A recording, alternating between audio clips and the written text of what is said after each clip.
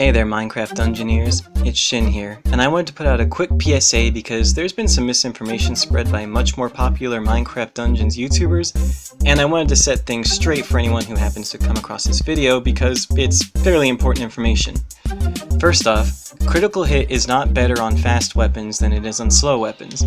So the way that critical hit works is that there's a 20% chance every hit that you'll land a crit which does triple damage, meaning 2 extra hits worth of damage.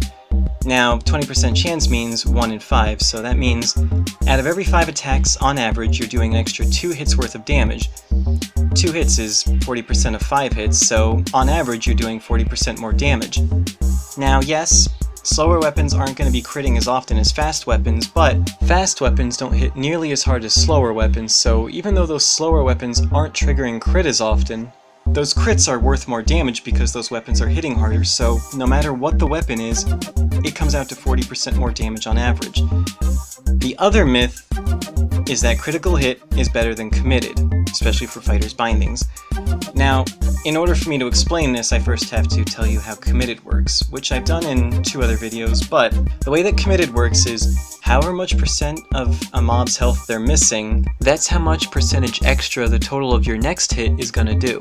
And I've run the numbers starting from calcs of 1%, 5%, 10%, 20%, 25%, 30%, etc. damage on the first hit, which I will provide in the description below. And starting from there, committed comes to about, on average, 43 to 46% more damage total.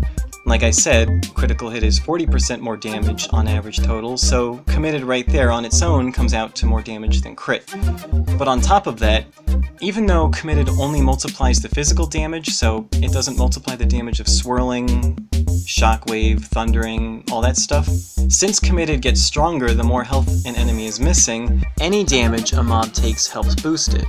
That means that enchants like swirling, shockwave, thundering, and all those that I just said do kind of help boost the speed that committed's damage boost increases by, because any damage a mob is taking is making committed increase your damage by more and more.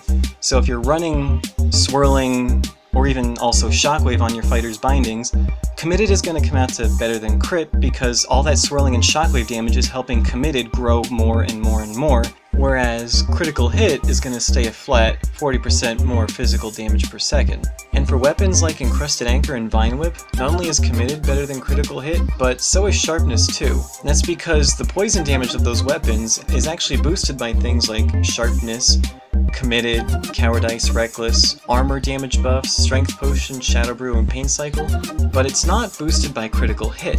So in conclusion, both critical hit and committed are great choices for your weapon if you want physical damage, but if you're pairing it with non-physical damage, committed's a better option, and crit, you can run it on slow weapons too. It works just the same as with fast weapons. Anyway, that's all I got for now. Until next time.